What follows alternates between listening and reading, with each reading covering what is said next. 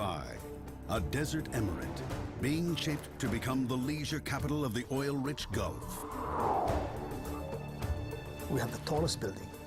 We've got the greatest hotels. We are creating something very, very special.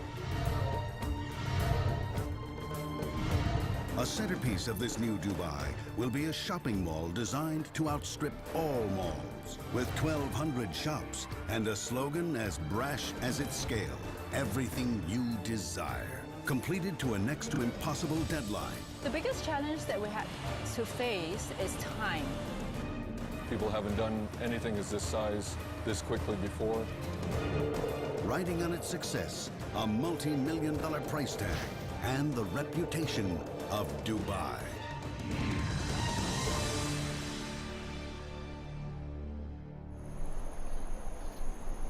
The desert sun rises over the Dubai Mall, the city's shining new landmark. In 3 days, the mall will open. Everywhere you look, over 10,000 workers are frantically racing to beat the clock. Miles of railings left to polish, acres of marble still to clean. Mannequins are waiting for their flashy threads. The mall, sold as the best Dubai has to offer, is now in a desperate race against the sheer scale of this project's ambition. Bob Fields, the new head contractor, is on his rounds. He has a lot of ground to cover. The site contains the area of 50 football fields. Every corner he turns, there's something that needs finishing, cleaning, tidying, and he has to sort it out himself. Lynette, where's Omar? Hurry up, I need him right now. Well, tell them to retract. He's determined that the mall will open on time. It's already missed 2 deadlines. If it misses a third, well, that's down to him. But of the 1,200 shops due to open here, only half are occupied. Some just haven't been fitted out yet, and some have yet to be leased. What looks to us pretty much like a building site, to Bob is a diamond in the rough. Nobody goes home until 1 o'clock in the morning and everybody's back at 5. Overall, the entire community has come together to cooperate and give us the opportunity to open the mall. It's going to be very exciting. We're going to have SWAT teams that are set up and positioned around the building. We're going to invite the public to come in. Traffic is going to be a challenge. We're anticipating some 50,000 cars every day.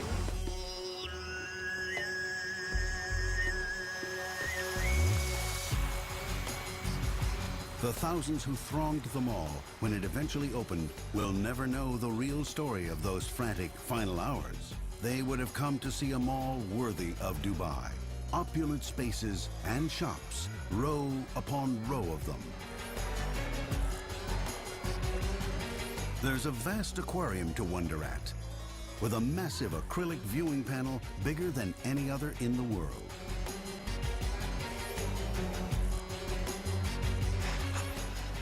There's a full-size ice rink in a city where outside temperatures can top 40 degrees. The mall is so vast, it was assembled out of 37 conjoined buildings. It boasts an old-fashioned Arabian souk, a world record-beating aquarium, an ice rink, and an entertainment center complete with a roller coaster. Stretching over 1 square kilometer, it sits on a mega floor space that beats the reigning mega mall in China and dwarfs the Mall of America hands down.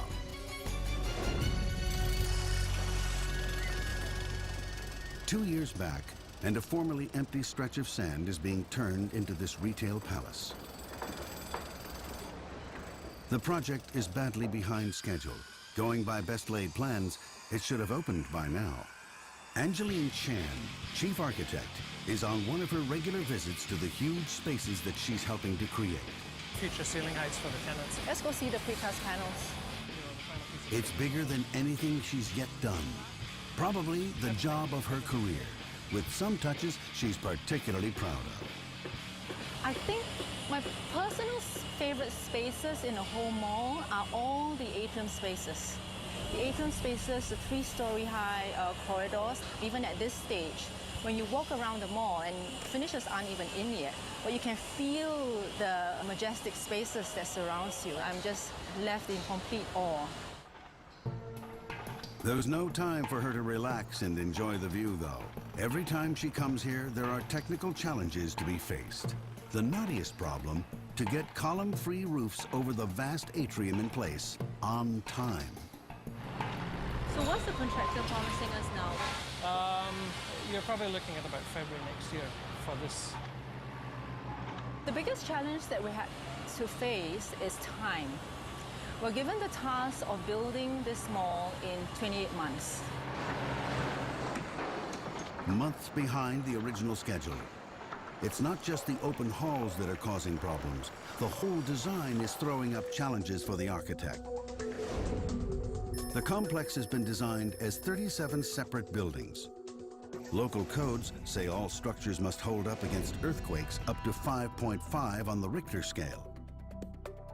So each building is reinforced by sheer walls that withstand lateral force. A side-to-side motion won't bring it down. A 100-millimeter gap between each building not only allows for expansion in the desert heat, but if one should fall in an earthquake, it won't bring down any others with it. While Dubai does not stand in a high-risk area for earthquakes, the disaster in Bam in nearby Iran was felt even here. In 2003, that devastating quake left 43,000 dead, 30,000 injured. Many perished as buildings collapsed. In Dubai, no one is taking any chances. More than anyone outside the royal family, one man is responsible for the shape of modern Dubai. The Director General of the Department of Economic Development, Mohammed bin Ali Alabar, known universally as the Chairman. Everyone on the Dubai Mall project answers to him. So you can give me a discount. Our rates compared to them is very reasonable. We will work together. I appreciate it. I will do all your rates I need open your book. help. Open book. I'll do open book with you. Fair? Fair. Open. But the chairman is nothing if not a hands-on boss. It means he comes up with changes to the design. Today, he's not too pleased with the fountains he's paying top dollar for. Last week we had to kind of decide that, we are taking some walls out, some water feature that, in my views and my management view, that was obstructing fountain views. We're putting beautiful restaurants overlooking this $100 million fountain. Can you please take the wall down and let them see the fountain? Simple. The first reaction is, it's very, very painful. And there's always a deadline to chase. So it's never an easy task. I like to get involved in sometimes in some of the design element, which maybe I'm a little too involved, to be honest with you. Well, his involvement here is one that will reshape Dubai. Next to the mega mall, he's also set his architects challenges that include the world's tallest skyscraper. We are creating something very, very special in this area. We have the tallest building. We've got the greatest hotels. It's going to be something that people recognize us. So what the chairman wants, the chairman gets. Back at the site, Angeline has to break the news to the construction head, Jim Scobie. We've been looking at this for about 6 weeks, 2 months. So it's been 6 weeks? What we'd like to do is, if we can go ahead and redesign this quickly and get it to them. Okay. So the next time we meet Sistra... For a minute there, it sounded like a plan. Oh, really? But there's a catch. Okay. Whatever we design, and we're probably coming up with 3 alternatives, has to be presented to the chairman and all that. Angeline tries to make light of it. No, just do it in between the piers or something. She always finds a way to make the changes the chairman asks for. So it might be some sort of lightweight canopy structure. And you just hang around here, you sip coffee, you listen to the water, this nice sound, and then birds chirping. Today is a good day. Everyone politely goes along. Pretty much on the impossible task. People haven't done anything as this size this quickly before. And if this wasn't enough, there's a sandstorm approaching.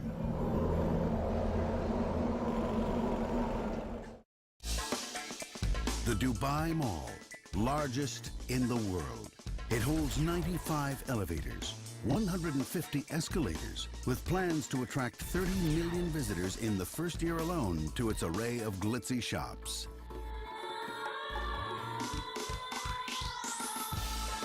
At its center is the aquarium with 400 sharks. In total, more than 33,000 marine creatures can be viewed through a panel so large, it's in the Guinness Book of World Records. The chairman made sure of that. The size is,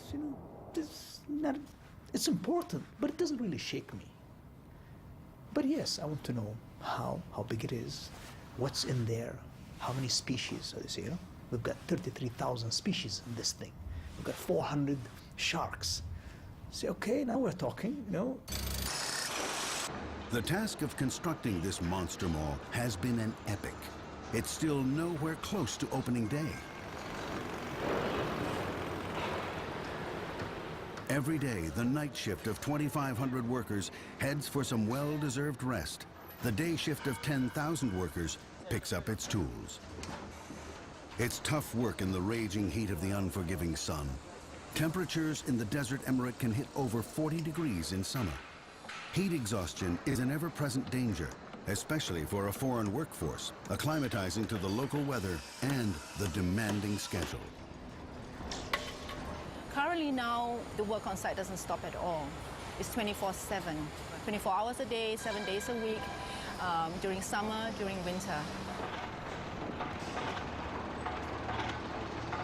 People say, the difficult we do quickly, the impossible takes us a little longer. And that's what we have to deal with here until you say the chairman's coming and then they say, oh, we'll get it done.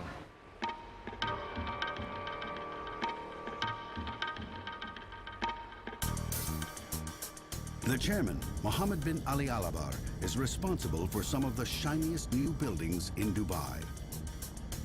And today, he's coming to the mall for a viewing. He likes to be hands-on. For them, please. Again, I need someone to trim these palm trees around the square. Still, dead leaves are hanging. Yeah? Okay. And I'm very bad. I pick bad things easily with my eyes. On another trip, he noticed the colored panels on the facade of the gold souk were not to his liking. I think it was maybe a little too dark. So I said, these shades are not matching from the main road. I said, it will reflect badly on us. I think they had to take the panel down and probably replace. Once it's completed, the mall will open onto a boulevard on the scale of Paris's Champs-Élysées. Now the chairman wants to see how the grand entrance to the mall is progressing. He wants to be sure it'll make the right impression. Obviously, his arrival is treated as a bit of an event, and he's ushered to the high atrium just inside the main entrance. It's going to be a highlight.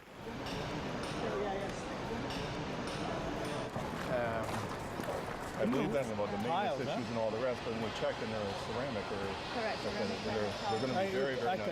He listens knowledgeably to the explanations of the decisions being made. The boss tries his best to be enthusiastic. There's also like 3 areas. Then he zeroes in on the details. All your columns are finished one color, huh? Cladding, One yeah. cladding.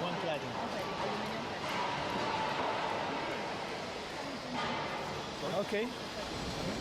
Thankfully, he doesn't notice anything he absolutely has to change. I think a little bigger would have been also okay. Building 11, 12, we are at building 10, building 15, 23, 26. This is just amazing. Thing as one building. Well, I just want to go and shake every small guy's hand who put it together brick by brick. Who put in the granite floors. I feel like, I want to do the opening so quick, and the opening should be for them. Thank you, guys. In another part of the mall, the little guys are frantically rushing for opening day. One of the most important attractions at the mall will be the aquarium. Once done, it's designed to impress. That means it's going to have to be big. It will hold 10 million liters of water, equivalent to 4 Olympic-sized pools, and acrylic panels 750 millimeters thick will hold back the enormous pressure of the water. By heating and cooling the panels, the joints will disappear, creating a single panel so big, it'll make the Guinness Book of World Records.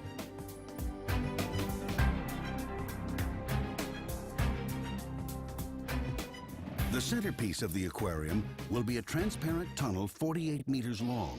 Sitting at the tank floor, 10 meters down, it will be subject to immense pressures. Iron rings help to keep its shape. It has used up the entire supply of acrylic from 2 factories for a year. It's had to be precision manufactured in 4 massive pieces. And each giant piece weighs 32 tons and is extremely fragile. So moving them requires care. A single wooden rolling jack is called in. The plan is to hoist the tunnel in, roll it along, and place it in position. Sounds deceptively simple. The aquarium is the one that we're all nervous about. If something goes wrong, the lead time to fix it means going back to the manufacturers. They're in different countries and they're many months away from reproducing and reissuing. See the play gap inside in the wheel. It's all done under the watchful eye of manager Peter Knapp. It's the first time anyone here has attempted anything like this. Everything is done in slow motion. Even with something as large as this, there's little margin for error. The skilled workers build up the supports to level the jack before it inches up to take the weight of the tunnel. The tunnel lifts into the air all right, but soon the crew spots something. The tunnel is distorting under its own weight. The pressure has forced the sides to curve inward. If they set it down now, it will shatter. My worst nightmare is if it were to fall and it breaks. They're built in the States. They have a fabrication time of a number of months. It takes a number of weeks to get here. Because we have to bring the tunnel back in, there are things outside that cannot be done until the tunnel section is here. So the entire project, or part of the entire project, is going to be delayed for half a year to a year.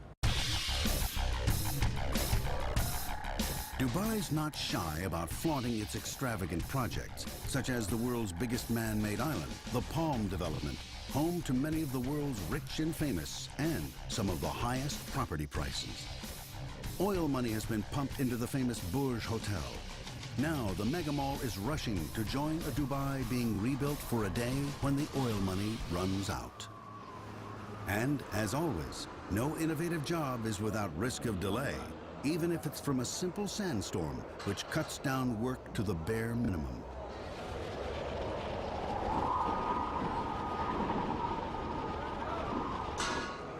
The next day, after a night of head-scratching, they've come up with a new idea to move the aquarium tunnel into place. In theory, the plan should work. The measurements add up. So they spread the load, and the tunnel is now balanced across 2 separate jacks. The supports come down piece by piece, and slowly the tunnel inches downwards. But just when they think the plan is working,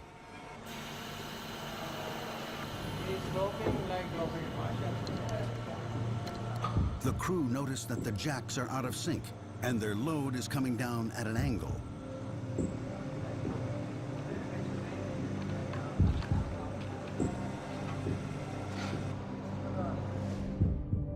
The pressure of 32 tons of acrylic is concentrated onto one corner. If they try to set it down, the edge will snap off. It's not an easy job. There is stress because of If something goes wrong, there's, you know, the consequences on it, so that does put quite a bit of stress on you.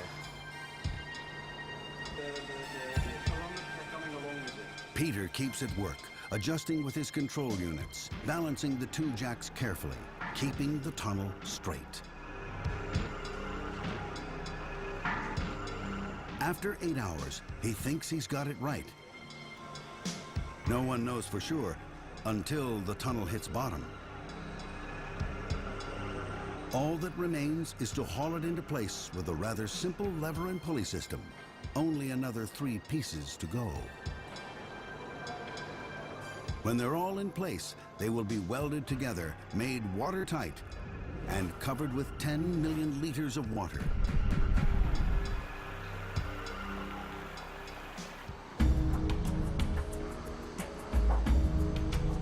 While the aquarium is taking shape, architect Angeline is focusing on another of the chairman's ideas, an Olympic-sized ice rink. Layers of concrete are going down and being smoothed off. Even at this level, below the surface, bumps will mean uneven ice. Angeline has come back to talk the roof through. The rink can accommodate 400 skaters at a time. So the roof is going to be massive, and they plan to use natural light, creating a Swiss cheese structure with the desert sun beating down through 60 skylights onto the ice below. About the impact of the sun, the studies will be coming back in a couple of weeks' time. I think the worst case scenario is that we may have to introduce film to just take maybe 5–10% of the direct sunlight off. The sheer heat could be a problem for the ice.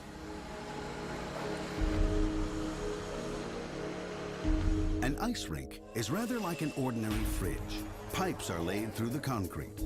Cold glycol will be pumped through them from refrigeration units. This will freeze the concrete, and then the ice will be built up on top of it, layer by layer. But having skylights above means the ice must be kept 2 degrees colder than a rink in a temperate climate.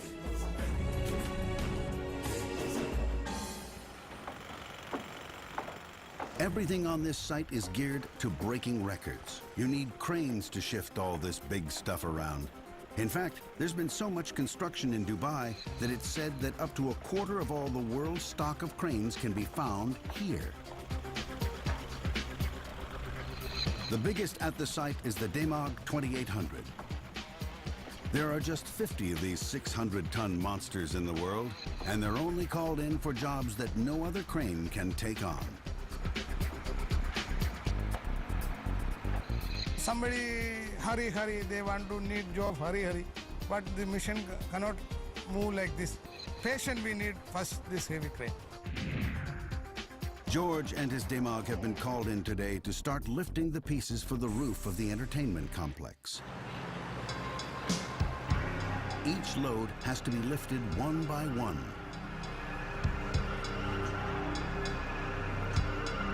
A job which requires all the patience and experience George has gained in his 26 years with his crane.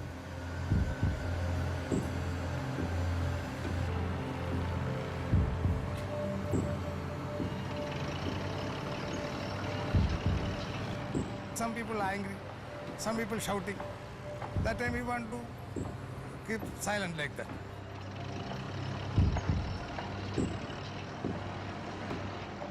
The roof of the entertainment center will be put together like a giant jigsaw puzzle. Supporting a huge span with no columns below is difficult enough. But this roof has thousands of pipes, beams, nuts and bolts. Because in Dubai, they not only like things big, they like them complicated. The easier way would be to build a simple flat roof.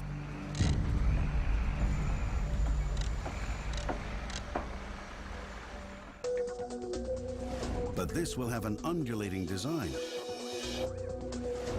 which means that not only do the trusses and joints have to be rock solid, but they're amazingly complex. Each piece has to be designed and manufactured individually. Of course, the design was a special request from the chairman.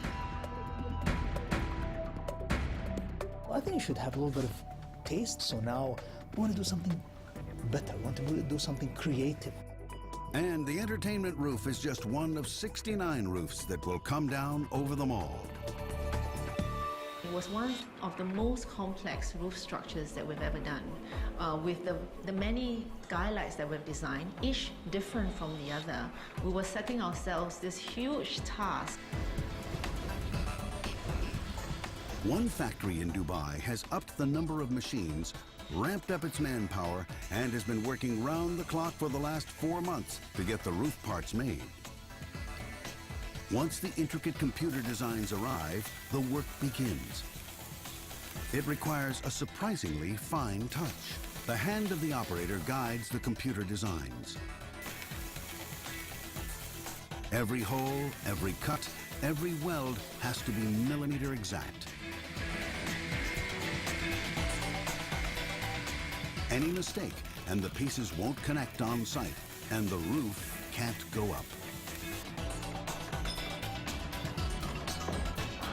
By now, the factory should have delivered all 14 support pairs. But the schedule was over-optimistic, and only 5 have actually been delivered.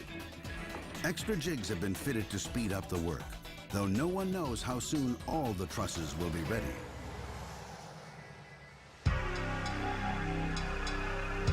Back on site, the trusses are delivered, and despite all the efforts of the engineers, they are proving hard to fit. The structural engineer that designed it is saying it has to be dead on, we can't move anything.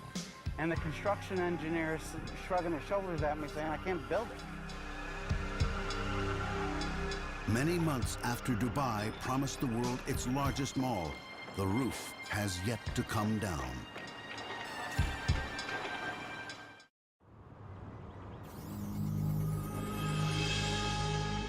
For centuries, Dubai has been a trading post.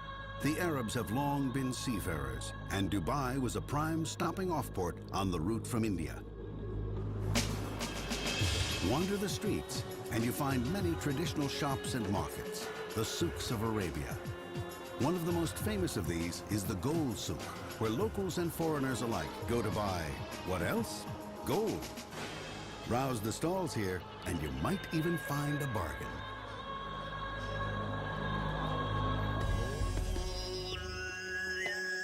The plan is to include an echo of the gold souk in the brand new 1 kilometer squared Dubai Mall.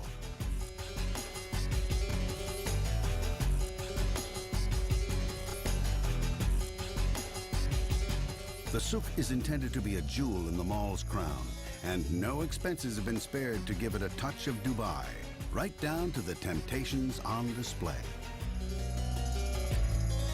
We have it's a piece of iPod, pure gold, 18 karat, and it's with the 5 carat diamonds. We're talking approximately this one like $35,000. The gold souk is just part of this world record-beating mall. Among its 1,200 shops is a record-breaking aquarium, an Olympic-sized ice rink, and an entertainment center complete with a roller coaster under its massive roof. It's a mall that could not be built without a grand ambition. This is huge.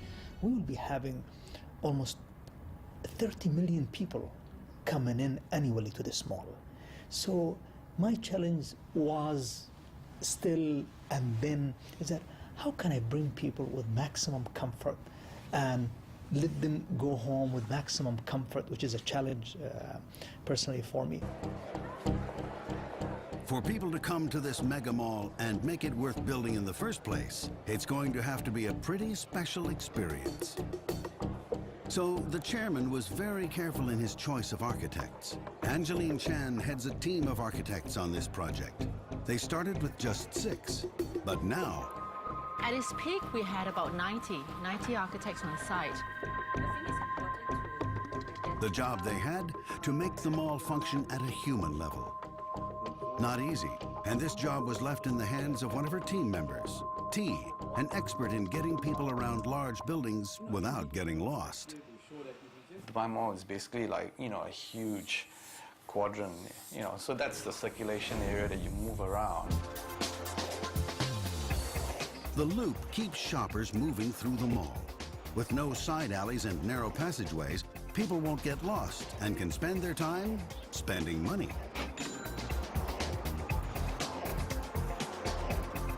And all shops get prime locations, meaning rents can be high.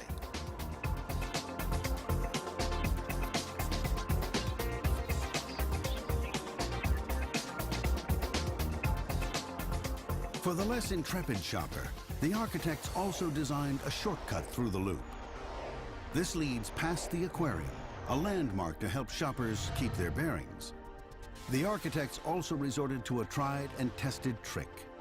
Big spaces like anchor tenants, we try and put it at, you know, like between the extremities of the shopping mall so that whatever shops in between will benefit from the traffic traveling between these two malls. Simple signposting is enough to guide the shoppers from one atrium to another, and there's always something to look at. At off-peak times, these huge spaces could seem very empty, so every atrium is filled with things to look at to keep the mall feeling busy. To tempt people to stick around, the prime way of doing this is strategic positioning of food and beverages, places to eat and drink for you and me. You try and put them where you can have like nice views or where you can actually spill out into the open areas. Outside the mall, when the desert heat is less intense at night or during winter, the chairman's multi-million-dollar fountains have been designed to keep the diners lingering and tempting them to come back.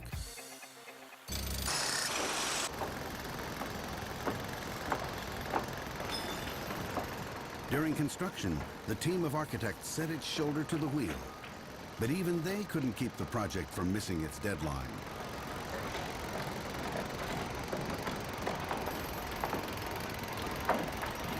Months past the mall's original date for opening, and the roofs are still only going onto the individual buildings, each one different and bringing its own headaches with it.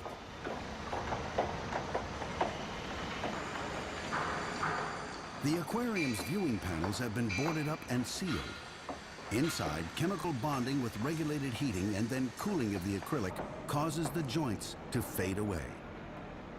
And the aquarium tunnel, too, is finally in place.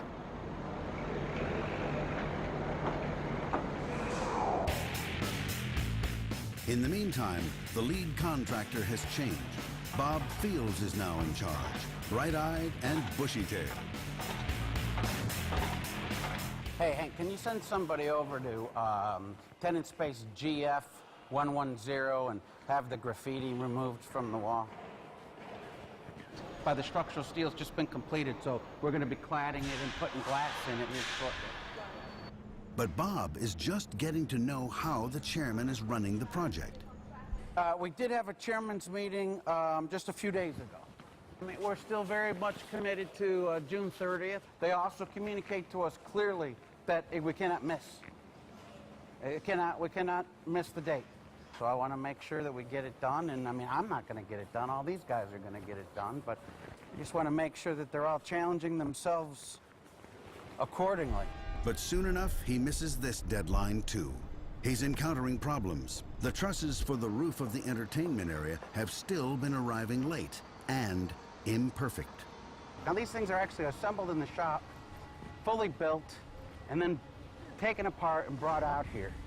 But between taking them apart and shipping them and everything else, we end up with some very minor deficiencies. We're talking, yesterday we were talking 3 millimeters, 5 millimeters, 8 millimeters, between the way that the pieces are lining up. And the structural engineer that designed it is saying it has to be dead on, we can't move anything. And the construction engineer is shrugging his shoulders at me saying, I can't build it. So I think we found a compromise. And I think it's going to work. Bob's found his chief task is damage control.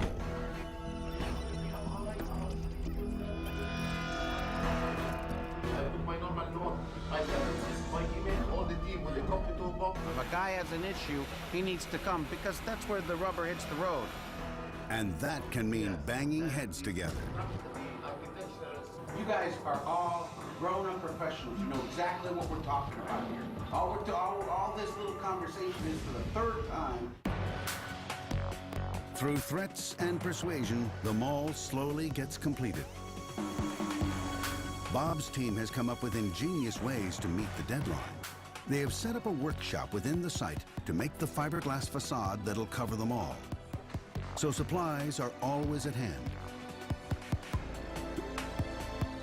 But even as the finishing comes up, new complications set in.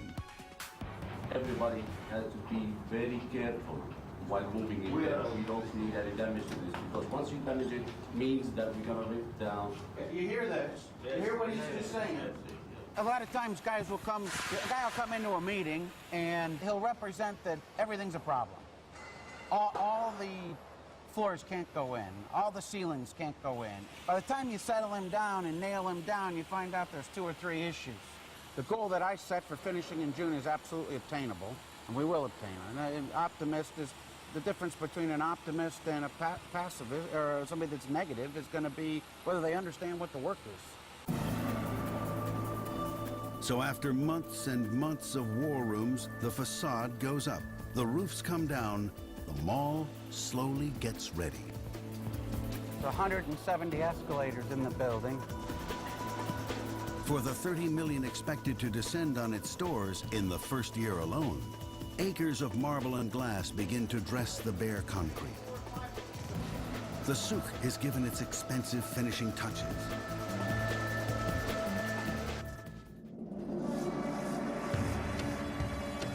Finally, the mall can look forward to some kind of opening. It's been an epic struggle, but with one last effort, the biggest mall in the world should be able to fling open its doors in just 3 days. You know, the world's watching and they're having that expectation and they're coming to visit the mall. Our challenge will be is that opening the mall, welcoming people, serving them, cleaning the mall, maintaining the mall, looking after the retailers, looking at safety, looking at security. You know, I worry all the time. And maybe worrying all the time, well, that's why I don't gain weight. I worry all the time. And he has plenty to worry about. With the press invited to an opening just 3 days away, few, if any, of the shops seem fit to open to the public, and 600, half, are expected to. Even the gold souk, the mall's pride and joy, seems a long way from being ready. But the gold-colored panels the chairman wanted changed has been done, even if the boulevard isn't quite looking like the Champs-Élysées yet. But in any crisis, there's always the optimist. There should be a truck coming in to clean the drive one last time. The water features, of course, working.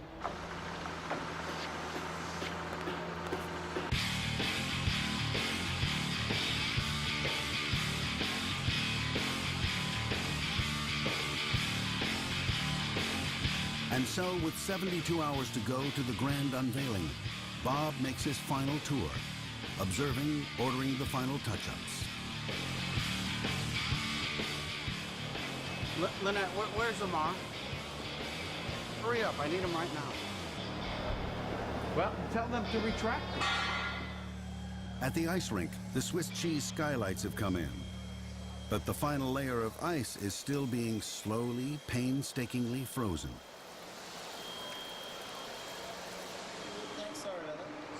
Thankfully, the aquarium is ready, and it's feeding time for the 32 sand tiger sharks. Lunch is usually slices of mackerel and milkfish. Expensive tuna is on the menu as the occasional special treat.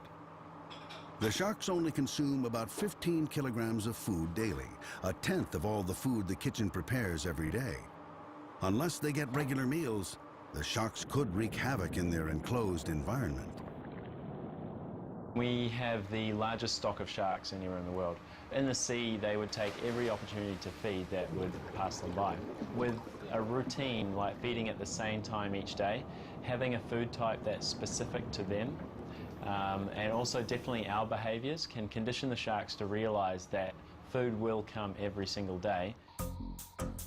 Every shark, every ray has been implanted with microchips. And they're all monitored here for their growth from the time they arrive at the tank, their health, their fertility. They need to be monitored if they are pregnant. But one thing Paul need not worry about is the sharks snacking between meals. They would much prefer to wait for the divers to deliver food than to invest energy in hunting. So it eventually, within a month, it starts to settle down and the sharks really pay no attention to the fish that are swimming past them. But the fish need more than just feeding. Every day, the 10 million liters of water in the tank circulate through a set of filters for cleaning. The temperature is kept just right at 24 degrees Celsius to keep the fish happy. 40,000 liters of seawater make its way to the mall. It's a journey the trucks will be making every day for years to come. Each month, slightly more than 10% of the total water in the giant aquarium. And these truckloads are there simply to top up the natural daily losses from filtration and evaporation. Though it doesn't go straight in with the fish, Gulf water is salty. It has to be diluted, then cleaned and filtered. Okay, so the area that we're in now is the life support system for the main tank of the aquarium. So this is the heart of the aquarium where all the water is processed, cleaned, conditioned before reintroduction back with the animals. The system monitors the oxygen content of the water. Its acidity, the air and water pumps, the filters, everything is automated. And there are fail-safes built in. Nothing is left to chance when it comes to the fish's welfare.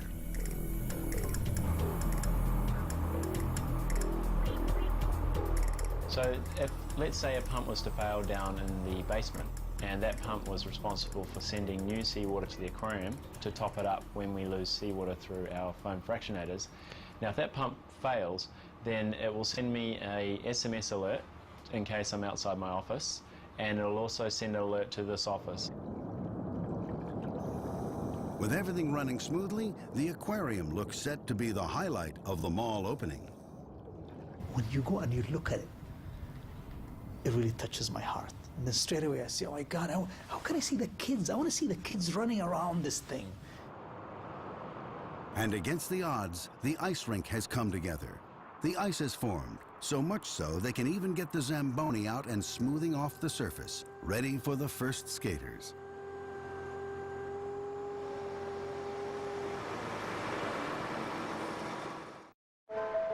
And so, it's finally the night before the opening. 12 hours and still a million things to do. One more night passes in Dubai, the city on the Gulf that never sleeps. Then the day itself dawns, the day of the opening. Inside the mall, the aquarium is getting a Guinness Award for the largest viewing panel. The chairman had no plans to attend. There was only a handful of press present at the aquarium. Late in the night before, the decision had been taken not to open to the public. It was not opening because it was not ready. We felt that it wasn't ready to receive such a big crowd. It would not have been able to cope. You know what? It could be a month, 2 months late. In my business, this is once in a lifetime. And for us to do it well and to do it right, 1 month, 2 months, that's fine. Even if the signs declare the Dubai Mall open, once again, it's missed its deadline.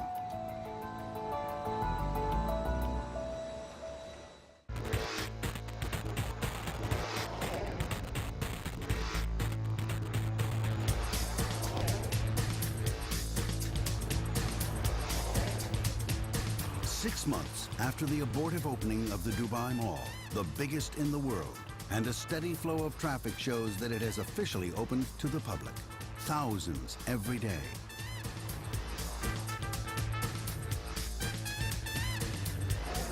The massive atria are now filled with people, livened up with the noise and bustle of marching bands and stilt walkers. The ice rink, so lonely and deserted when we last saw it, is now overflowing with skaters. And around the rink, plenty more who don't yet trust themselves to strap on skates in this desert land.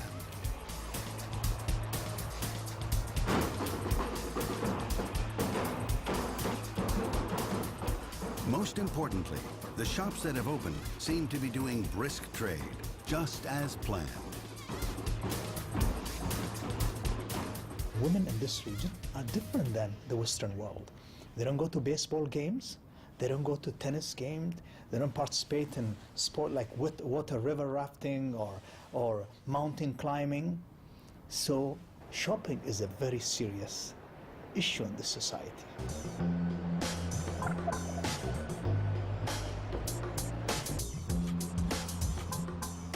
The undulating roof has finally been fitted onto the entertainment center with all its joints and trusses. Though whether it's strictly accurate to say that the delay is just 1 year is also open to question. The actual entertainments inside are far from finished. Mock streets look down onto yet another construction site, though the track for the roller coaster is at least in place. It's going to take some while yet to fill this space and open it to the public. Frankly, with the many changes, it's a wonder it's got even this far. The mall is open, it's functioning, and people are visiting. Opening any mall this size is a gamble, but one done in true Dubai style, it may yet pay off.